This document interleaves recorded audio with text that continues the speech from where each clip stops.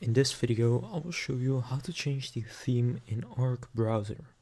To do this, just go and open up Arc Browser, and then in the left you have this menu. Now you can see which space you are in, so I'm in space 1 right here. Then to change the theme, just hover over the name with your mouse and click on the 3 dots, and here click Edit Theme Color.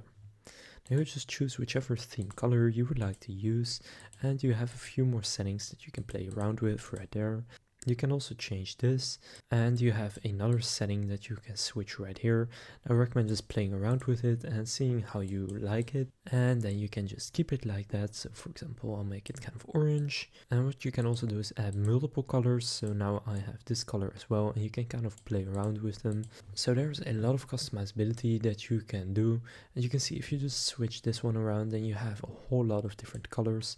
But I'll just keep it to the kind of orange one right here. So that's how to change the theme in Arc Browser. If this video was helpful, please consider leaving a like and subscribing to my channel.